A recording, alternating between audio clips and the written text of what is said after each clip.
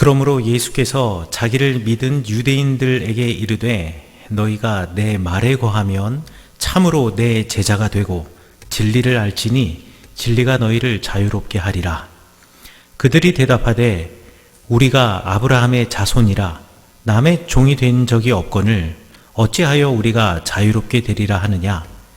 예수께서 대답하시되 진실로 진실로 너희에게 이르노니 죄를 범하는 자마다 조의 종이라. 종은 영원히 집에 거하지 못하되 아들은 영원히 거하나니 그러므로 아들이 너희를 자유롭게 하면 너희가 참으로 자유로우리라. 아멘.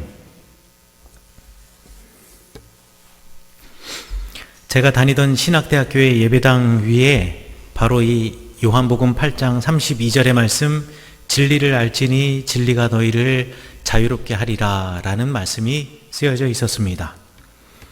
처음 신학대학에 입학해서 예배당 앞에 있는 이 커다란 글씨, 성경 말씀이 쓰여져 있는 글씨를 보고 그 글씨에 얼마나 제가 압도당했는지 모릅니다.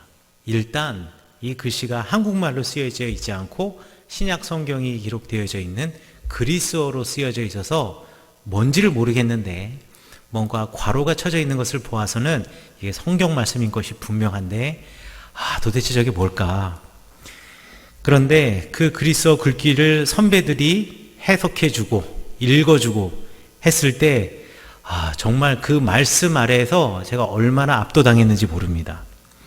그리고 진리를 알지니 진리가 너희를 자유롭게 하리라 라는 말씀 앞에서 이 진리라는 것에 대해서 내가 이 학교에서 정말 이 진리를, 대단한 진리를 내가 깨달을 것 같다라는 그 감동, 그리고 감격, 그 기대감, 엄청난 신학적, 철학적 진리가 그 속에 숨어 있는 듯한 말씀, 그리고 숲속에 떨어진 금반지를 찾듯이 내가 이곳에서 열심히 공부하면 그 진리를 알 수 있을 거라는 그 기대감, 이런 것으로 정말 심장이 마구 뛰었습니다. 저는 신학대학에 들어가면서 세상의 모든 경지를 다 이해하고 인생의 모든 굴레에서 자유로운 도인과 같은 사람, 이런 사람들이 자유한 사람이라고 생각을 했습니다. 그리고 사람들이 찾아오면 그들에게 인생의 지혜를 전해줄 수 있는 사람, 남들은 다 모르지만 나만 알고 있는 그 인생의 지혜, 그 진리를 가지고 찾아오는 사람에게 조금씩 전해주는 사람, 그런 사람이 진리를 알고 진리 안에서 자유를 만끽하는 사람이라고 생각을 했습니다. 그래서 내가 열심히 공부만 하면 그런 사람이 될 수 있겠구나. 세상의 모든 경지와 섭리를 다 이해하고 성경 말씀을 전부 다 이해하고 인생의 굴레에서 어렵고 힘들고 답을 찾지 못하는 사람들에게 성경이 주는 답, 그리고 진리의 말씀이 주는 답, 아무도 모르고 배운 몇 명이 알고 있는 그 숨겨진 비밀의 지식, 그 지식을 내가 강의를 들으면서 책을 읽으면서 얻을 수 있겠구나. 내가 숨겨져 있는 진리로 한 발자국 한 발자국 더 가까이 가겠구나. 정말 떨리는 마음으로 입학식을 했던 기억이 아직도 눈에 선합니다. 오늘 설교를 준비하면서 그때가 기억이 났습니다. 그리고 피식 웃음이 나왔습니다. 과연 진리라는 것이 그렇게 엄청나게 어렵고 숨겨져 있어서 소수의 몇 명만이 알고 있는 비밀과 같은 것일까요? 그리고 이 자유라는 것이 정말 제가 생각했던 것처럼 도인과 같은 어떤 경지에 이른 사람들이 그 누리는 그 불교에서 말하는 그 해탈이라는 거 있지 않습니까? 인생의 고뇌의 굴레에서 벗어나가지고 저기 좀 떨어진 자리에서 삼자적으로 딱 관조하면서 인생을 그렇게 살아. 알고 보면 이런 거야 라고 말하면서 도인처럼 이렇게 툭툭 던져주는 그 말, 이 말을 던질 수 있는 사람이 진리를 알고 있는 사람, 그리고 그 진리 때문에 자유한 사람의 모습일까요? 오늘 예수님과 예수님을 믿는 유대인들과의 대화는 진리가 무엇인지, 그리고 우리가 누리고 지켜야 할 자유가 무엇인지에 대해서 알려주고 있습니다. 먼저 오늘 설교 말씀의 결론부터 말씀드리자면, 진리는 예수 그리스도의 말씀인 복음입니다. 그리고 우리가 누리고 지켜야 할 자유는 죄로부터의 자유입니다. 오늘 설교를 통해서요, 우리는 자유한 사람이지만 그 자유로 죄를 지을 수도 있는 사람이라는 거, 그리고 우리가 궁극적으로 그렇기 때문에 죄로부터 자유해야 한다라는 것, 하나님의 말씀, 그리스도의 복음이 우리를 살리고 죄로부터 우리를 자유하게 하신다라는 것, 그렇기 때문에 그 복음에 묶여 진정한 자유를 누려야 한다라는 것, 이것이 예수 그리스도를 따르는 이들의 참 믿음이라는 것을 말씀드리도록 하겠습니다. 예수님을 따르고 믿는 유대인들에게 이렇게 말씀하셨습니다. 너희가 나의 말에 머물러 있으면 너희는 참으로 나의 제자들이다. 그리고 너희는 진리를 알게 될 것이며 또 진리가 너희를 자유롭게 할 것이다. 그렇지만 예수님을 따르며 믿는 사람들은 예수님을 따르고 믿는다라고 말하면서도 예수님의 이 말씀을 이해하지 못했습니다. 왜냐하면 자기들은 지금 누군가의 종이 아니라 지금 자유롭게 살아가고 있기 때문이죠. 그 어느 누구도 지금 자기들의 자유를 억압하는 사람이 없거든요. 그래서 예수님께 되묻습니다. 아니, 우리는 아브라함의 자손인데요, 주님. 아무에게도 우리 지금 종노릇하고 있지 않는데요. 그런데 당신이 어찌하여 우리가 자유롭게 될 것이라고 말씀하시는 건가요? 그러니 이제 다시 예수님께서 그 말씀을 풀어서 설명해 주시는데, 제가 세번역 성경으로 그 예수님께서 풀어서 주신 말씀 8장 34절부터 36절까지를 읽어보겠습니다. 내가 진정으로 너희에게 말한다. 죄를 짓는 사람은 다 죄의 종이다. 종은 언제까지나 집에 머물러 있지 못하지만 아들은 언제까지나 집에 머물러 있을 수 있다. 그러므로 아들이 너희를 자유롭게 하면 너희는 참으로 자유롭게 될 것이다. 인간은 말이죠, 태초부터, 날 때부터 자유한 존재입니다. 하나님께서는요, 우리에게 자유를 주었습니다. 그것도 무한한 자유를 주셨습니다. 종교개혁의 전통에서 창세기를 설명하면서요, 우리 창세기에 보면 우리 사람이 하나님의 형상을 따라 만들어졌다라고 이야기하고 있는데, 그 하나님의 형상을 무엇이라고 설명하냐면 자유, 그리고 자유의지, 우리의 판단과 생각대로 무엇이든 선택할 수 있는 자유로운 선택권, 이것을 하나님의 형상이라고 주석하였습니다. 그러니까 하나님은요, 자유하신 분이잖아요. 그분이 판단하시고 그분이 원하시는 모든 일을 하실 수 있는 전지전능하신 하나님이시잖아요.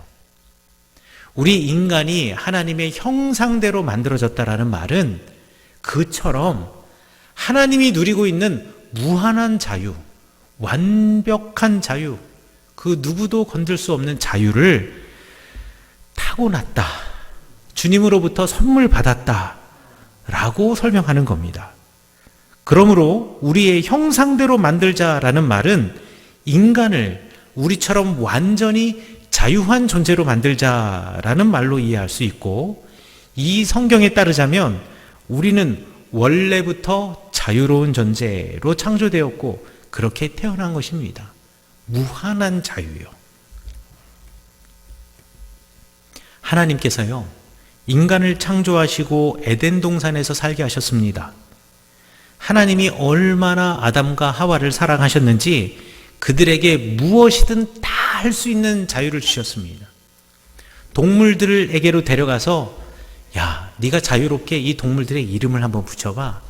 식물들에게 데려가서 네가 자유롭게 이 식물들의 이름을 붙여봐. 너 내가 창조한 이곳에서 마음껏 살 수 있어. 너희 마음대로 해도 상관없어. 마음대로 행복하게 살아. 자유야 라고 말씀해 주셨습니다. 그런데 이런 무한한 자유를 주셨으면서도 하나님께서 한 가지 말씀을 덧붙이셨습니다. 그 말씀이 무엇이냐면 동산 중앙에 있는 선과 악을 알게 하는 나무의 열매만은 따먹지 못하도록 하셨습니다. 하나님께서 인간에게 그렇게 하신 것은요, 그냥 장난스럽게 제한을 걸어놓고 야 너희들 이렇게 하지 마 이렇게 말씀하신 것이 절대로 아닙니다. 하나님께서요 동산 가운데 선과 악을 알게 하는 나무의 열매를 먹지 말라라고 말씀하신 이유는 우리 인간이 하나님의 형상을 따라 창조된 것은 맞지만 그래서 무엇이든지 할 수 있고 무엇이든지 선택할 수 있고 어떤 자유라도 누릴 수 있지만 창조된 존재로서 그 나무를 보면서 나와 하나님은 다르구나. 그분은 하나님이시고 나는 그분이 창조하신 인간에 불과할 뿐이구나. 하나님처럼 하나님의 형상을 입고 창조되었으나 내가 하나님은 아니구나. 하나님처럼 자유를 가지고 무엇이든 판단하고 무엇이든지 누릴 수 있는 자유를 누릴 수 있는 인간이지만 하나님처럼 온전한 존재는 아니구나 라는 것을 알려주시기 위해서였습니다. 그럼 창조된 인간은 자유로운 존재인가요? 아니면 자유가 제한된 존재인가요? 적어도 동산 중앙에 있는 선과 악을 알게 하는 나무의 열매를 먹지 말라라는 명령만을 볼 때는 하나님께서 자유를 주셨지만 그 자유가 제한된 존재인 것처럼 보입니다. 정말 그렇게 볼 수도 있습니다. 그러나 하나님께서는요, 그렇게 말씀하셨지만 그것을 먹을 수 있는 선택과 먹지 않을 선택권까지 인간에게 주신 무한한 자유를 주신 분이기도 합니다. 오히려 하나님께서는 우리가 하나님처럼 온전하지 않기 때문에 자유가 죄에 치닫을 수 있고 또 그 죄로 우리가 오히려 두려움과 사망의 위협에 억압받는다면 하나님이 우리의 자유를 걸어놓으신 이 제한, 오히려 우리가 참 자유를 누리게 하시려고 우리에게 주신 명령이다라고 말할 수 있습니다. 그것은요, 사랑이고 복입니다. 고난으로부터 자유하고 죄로부터 자유하게 하시려고 동산 중앙에 있는 선과 악을 알게 하는 나무의 열매를 먹지 말라고 말씀하신 것이죠. 저는요, 평소에 고기를 잘 먹지 않습니다. 태어날 때부터 고기하고는 잘 맞지 않는 체질이에요. 제가 이제 돌이 지나서 저희 어머님이 제게 이유식을 할 때 제가 한번 크게 체한 적이 있었대요. 그러면서 알게 된 사실은 제가 고기를 먹으면 안 되는 체질이라는 겁니다. 고기만 먹으면은요, 온몸에 두드러기가 나요. 그리고 몸이 붓고요. 그래서 저 고등학교 3학년 때까지 고기를 먹어본 적이 없습니다. 그래서 저희 어머님께서요, 고기를 먹어야지 단백질을 보충하는데 고기를 못 먹으니까 어떻게 하나 싶어서 저의 단백질 보충 식품은요, 두부였습니다. 제 고향이 강릉인데요, 고등학교 때 초당이라고 하는 동네에 살았습니다. 초당 순두부 한번 들어보셨을 겁니다. 순두부가 아주 유명한데요. 저희 교회 권사님께서 초당 순두부 조합이 운영하는 순두부 공장에서 일하고 계시는데, 저희 어머님의 일과는 새벽 기도 끝나면 공장에 가서 500원을 주면 이렇게 작은 들통에다가 순두부를 꽉 채워주세요. 그러면 그거를 가지고 아침 식사를 늘 하고 학교를 가는 거였습니다. 그래서 저는요, 3년 내내 아침은 무조건 순두부였습니다. 그게 고등학생인 저에게 단백질을 보충할 수 있는 유일한 방법이었거든요. 군대 다녀온 이후로는 조금 나아졌습니다. 그래서 상황에 따라서 정말 고기를 맛있게 먹기는 합니다만 많이 먹지는 않고 딱 입맛만 맛보고 고기를 내려놓습니다. 그리고 굳이 돈을 주고 고기를 사 먹으러 가는 일은 저 혼자서 그럴 일은 없습니다. 그래서요, 저는요, 대학교가 끝날 때까지, 대학교 졸업할 때까지요, 돼지고기하고 소고기 맛을 구분할지 모르는 고기 맛에 있어서는 백치와 같은 사람이었습니다. 지금은 구분할 줄 압니다. 근데 그때는 그랬다라는 거죠. 그래서 저희 어머님이 늘 저를 보면서 안타까워 하시는 말씀이 뭐냐면, 야, 그래도 너 형하고 누나는 키가 작지 않은데 익상이 너는 고기를 먹지 못해서 키가 못 컸나 보다, 이러면서 늘 마음 아파하셨습니다. 제가요, 고기만 못 먹는 게 아니고요, 매운 것도 못 먹습니다. 매운 것만 먹으면 꼭 탈이 납니다. 그래서 저요, 신라면도 매워요. 정말 라면이 매워서 못 먹어요. 먹자마자 얼마 안 돼서 곧바로 화장실 갑니다. 그리고 매운 게 아주 심하면은요, 두드러기가 나고 몸이 붓습니다. 그래서 아직까지 단 한 번도 청양고추를 먹어본 적이 없습니다. 음식을 먹을 때마다 매운 음식이 나오거나 고기가 나오면요, 늘 아내가 옆에서 눈치를 줍니다. 못 먹게. 그래도 맛있는 거 보면 왜 먹고 싶은 마음이 없겠습니까? 그렇죠? 꼭 맛있는 음식은 매워요. 그리고 맛있는 음식에는 꼭 고기가 들어가요. 그래서 몰래 먹기도 합니다. 그러다가 아내에게 걸리면 엄청나게 혼나요. 매운 음식이나 고기 먹으면 몸이 붓고 화장실에 들락날락 거린다라는 거, 그거 제가 모르지는 않습니다. 알아요. 그런데 사람들이 먹는 모습을 보면 그게 그렇게 또 보암직하고 먹음직한 게 저한테는 선악과 같은 거예요. 그리고 어떤 이유를 대서라도 조금이라도 좀 먹고 싶죠. 먹으려고 하지요. 아내가 저를 생각하면서 하는 말인 줄 알면서도 정말 아내의 그 잔소리, 옆에서 이거 먹으면 안 돼요, 이거 먹으면 안 돼요 하는 그 잔소리가요, 정말 듣기 싫습니다. 그럼 저에게는 매운 음식이나 고기를 먹는 자유가 없는 걸까요? 아니요, 그렇지 않습니다. 저 먹을 수 있습니다. 다만 그 말을 듣지 않고, 아내 말을 듣지 않고, 그리고 내가 먹고 싶은 그 마음으로 내가 누릴 자유의 이름으로 먹으면은요, 또 화장실을 들락날락거리고 배 아파하면서, 그리고 몸은 부을 것이고 또 두드러기가 나서 또 약을 먹겠지요. 아내도 제가 자유로운 존재라는 거 압니다. 그러나 그 자유에 경계선을 그어놓는 거죠. 왜요? 그 경계선을 넘는 순간에 제가 힘들어하고 어려워하고 아파하는 것을 아니까. 며칠 전부터는요, 제 아내에게 잔소리가 하나 더해졌습니다. 운동을 하라는 거지요. 운동을 하라고. 2주일 전에 종합검진을 받았습니다.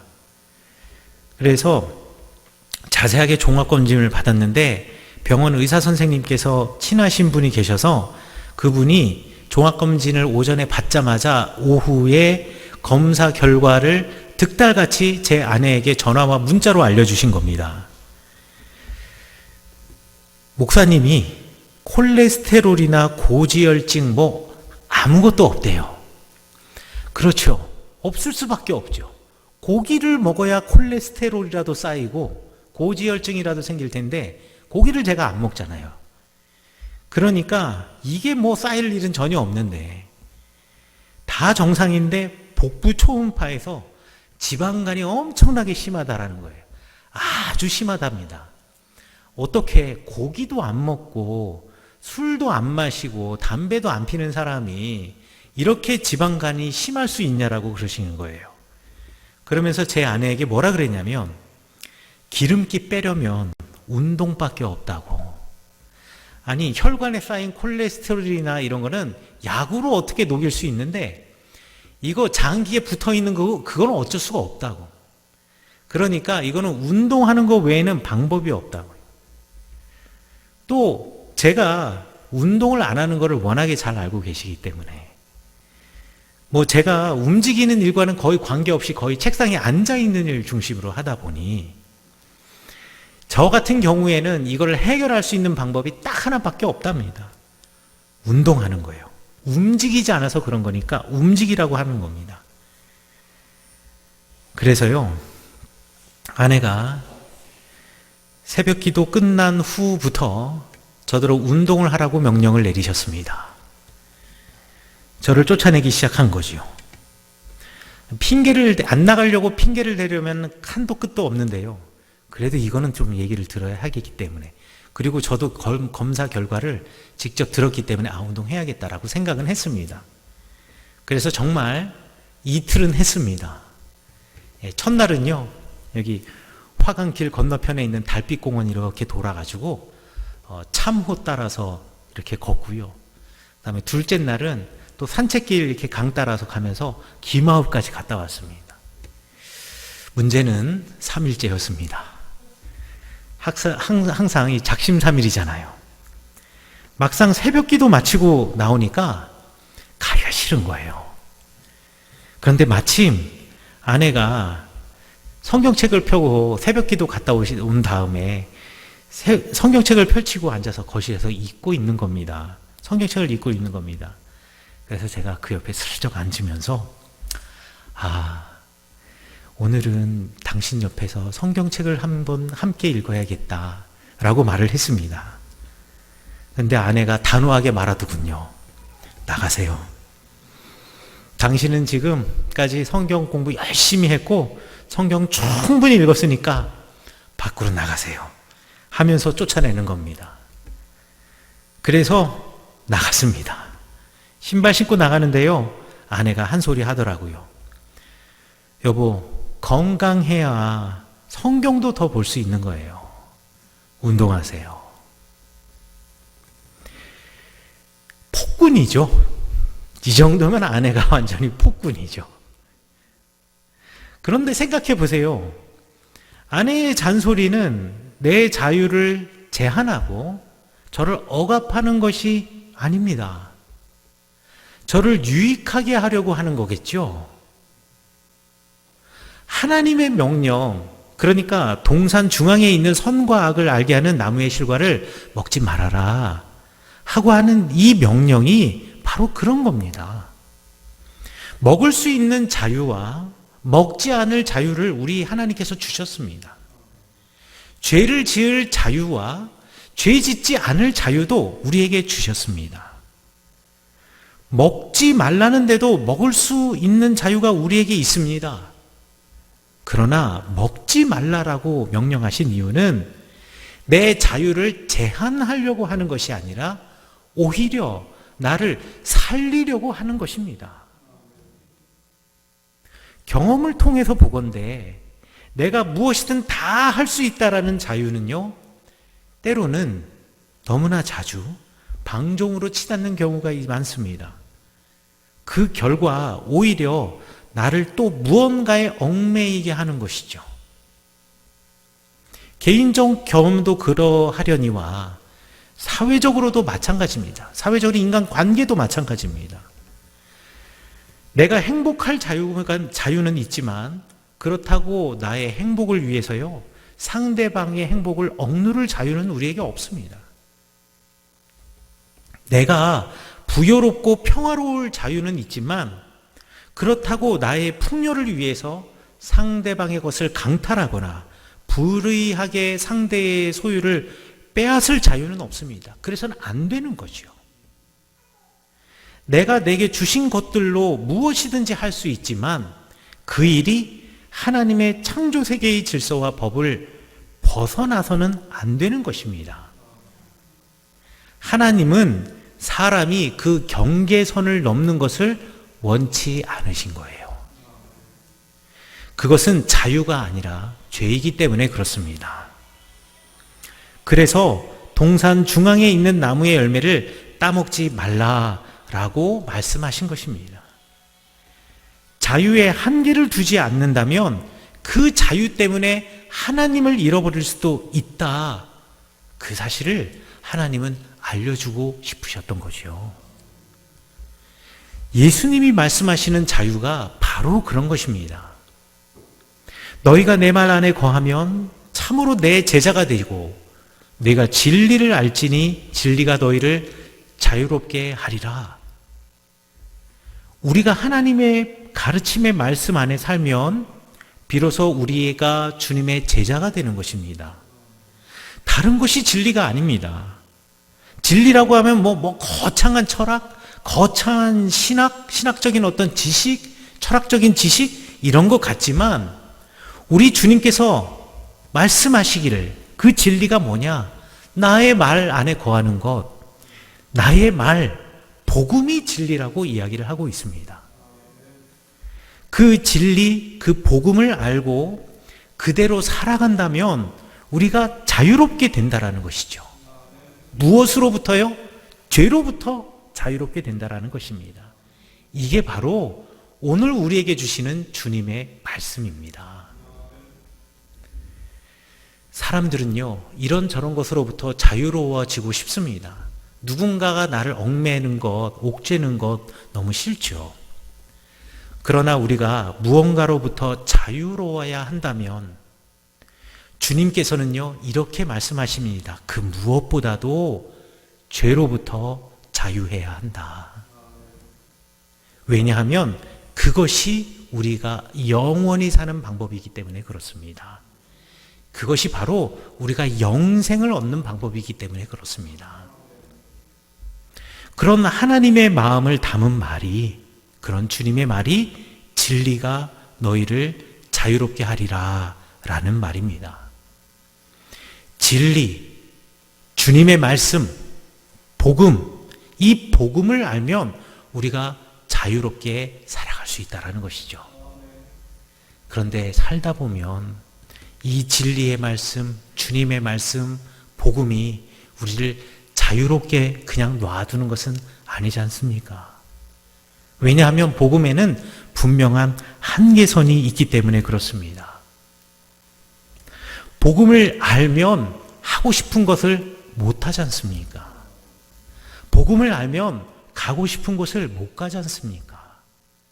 복음을 알면 내가 해보고 싶은 것 못할 때도 많지 않습니까? 그러나 주님께서는 우리가 누리는 육체적, 신체적 우리 욕망의 자유를 넘어서 더 큰 자유, 궁극적인 자유를 말씀하시는데 그것이 바로 죄로부터의 자유입니다. 우리가 바라고 우리가 누리는 자유가 선악과를 따먹는 것이라면 어떤 부모가 그런 자녀를 말리지 않을까요? 아마 여러분들도 여러분의 자녀를 다 말리실 것입니다. 주님의 마음이 바로 그런 마음입니다. 여러분, 이것을 잊지 마십시오. 우리는 자유한 사람이지만 그 자유로 죄를 지을 수도 있는 사람이라는 겁니다. 그렇기 때문에 우리는 궁극적으로 죄로부터 자유해야 합니다. 하나님의 말씀, 그리스도의 복음이 우리를 살리고 죄로부터 우리를 자유하게 하신다는 것, 여러분들 꼭 기억하시기 바라겠습니다. 그 말씀대로 살아가면, 복음대로 살아가면 그 말씀이, 그 복음이 부담스러울지라도 여러분, 그 말씀이, 그 복음이 우리를 살게 한다라는 사실을 여러분 꼭 잊지 마시기 바라겠습니다. 그렇기 때문에 여러분 복음에 묶여서 진정한 자유를 누리는 역설과 같은 거죠. 복음에 묶여 있지만 복음에 묶여 있기 때문에 진정한 자유를 여러분들 누리셔야 합니다. 이것이 바로 예수 그리스도를 따르는 이들의 참 믿음입니다. 그리고 이것이 바로 진리가 너희를 자유롭게 하리라는 주님의 말씀입니다. 오늘은 어린이 주일입니다. 여기에 앉아 계신 분들은 전부 다 어른들이기 때문에, 그리고 또 2층에는 다 큰 장년들이기 때문에 어린이 주일의 느낌이 별로 없으시죠. 그러나 우리 어른으로서, 성인으로서 어린이 주일은 아이들에게 어떻게 책임감 있게 우리가 주님의 말씀을 가르쳐야 하는가. 이미 주님을 알고 있는 어른으로서, 성인으로서 아이들에게 어떻게 주님의 모습을 내 삶 속에서 보여주어야 하는가. 주님이 말씀하신 복음을 아이들에게 어떻게 우리의 인생의 가치로 가르쳐 주어야 하는가. 이것을 되짚어 보는 주일이어야 합니다. 우리 교회 학교 아이들과 여러분의 장성한 자녀들, 복음의 진리로 자유하게 이 땅의 삶을 이 땅의 삶을 누리는 인생, 그리고 죄로부터 자유하며 영원한 하나님의 나라를 고대하는 인생, 이 땅의 것만을 추구하는 것이 아니라 하늘의 것, 나중의 것을 기대하는 인생. 그래서 주님께서 들어 쓰시는 바로 그 자녀들이 되기를 원하십니까? 그렇다면 여러분이 먼저 복음을 아셔야 합니다. 그리스도 예수님의 말씀, 그 진리의 말씀 때문에 나는 좋아하지만 하나님이 싫어하시는 그 삶을 포기하는 삶을 자녀에게 보여주어야 합니다. 그리고 삶으로 주님의 말씀을 보여주셔야 합니다. 여러분들 자녀들 앞에서 여러분들이 갈등하는 모습, 내가 이것을 선택해야 되냐, 저것을 선택해야 되냐, 내가 무엇을 해야 되느냐, 이런 갈등하는 모습 보여주기 원하지 않으시죠? 대부분의 아버지, 어머니들이 그렇습니다. 왜? 아버지, 어머니는 흔들리지 않고 딱 중심을 지켜야 한다 라고 우리 그렇게 배워왔기 때문에 그렇습니다. 마음속에 엄청난 번민과 고민과 갈등이 있지만 심지어는 내 옆에 있는 배우자에게도 이해하지 않습니다. 그냥 우리가 져야 할 짐이라고 생각합니다. 하지만요, 저는 여러분에게 이렇게 권하고 싶습니다. 여러분이 고민하고 여러분이 갈등하는 것 자녀들에게 보여주십시오. 오히려 그것이 더 큰 도움이 됩니다. 자녀들도 갈등하고 고민하고 힘들어하는 부모님의 모습을 보면서 우리 부모님은 슈퍼맨 같은 줄 알았는데 우리 부모님도 저렇게 어렵고 힘든 것이 있구나. 이것을 알고 부모님을 위해서 함께 기도하는 자녀가 될 것이고요. 여러분, 더 무엇보다도 여러분이 그 갈등하는 모습을 보여주어야 하는 이유는 여러분이 갈등하시되 복음이 가르쳐주는 진리를 선택하는 삶을 자녀들에게 보여주는 것, 그것을 보여주기 위해서 여러분의 갈등을 드러내놓는 것이 중요하다라는 것입니다. 아이들이 생각하겠죠. 우리 아버지와 우리 가족의 이익과 그리고 유익함을 따지면 이거를 선택해야 할 것 같은데 주님이 이것을 원하지 않으셔서 다른 것을 우리 부모님이 선택하셨구나. 신앙의 삶이라는 것이 그런 것이구나. 또 그것을 통하여서 주님께서 우리에게 주시는 복과 은혜를 경험하며 그때 주님의 말씀을 따라 우리 부모님이 선택하셨던 것이 옳았구나. 그것이 인생의 진리이구나. 삶의 진리이구나. 이 진리가 우리를 죄로부터 자유케 하였고 그리고 하나님의 자녀로 삼게 하셨구나. 여러분, 이것을 보여주세요. 이것을 보여주시는 여러분들 되시기를 축원합니다. 여러분의 삶의 모습을 보고 자라나는 여러분의 자녀들은요, 직접 입으로 여러분에게 여러분의 삶이 얼마나 자녀들에게, 자신들에게 큰 영향을 미쳤는지 여러분에게 말하지 않을 수도 있습니다. 하지만 갈등하는 여러분의 모습 속에서, 그런데 그 가운데에서도 선악과를 따먹지 않고 진리이신 주님의 말씀을 붙잡고 주님이 원하시는 가장 좋은 것을 선택하신 여러분을 통해서 자녀들은 분명히 주님을 보게 될 것이고 진리가 여러분을 그리고 여러분의 자녀들을 자유롭게 할 것입니다. 진리가 진리의 말씀이신 예수 그리스도께서 여러분과 여러분의 가정을 자유롭게 하시기를 간절히 축원합니다. 여러분이 죄로부터 자유롭게 되시기를 간절히 축원합니다. 여러분의 자녀가 죄로부터 자유롭게 되시기를 간절히 축원합니다. 진리를 알지니 진리가 너희를 자유롭게 하리라 라는 말씀이 여러분의 인생의 말씀이 되시기를 간절히 축원합니다.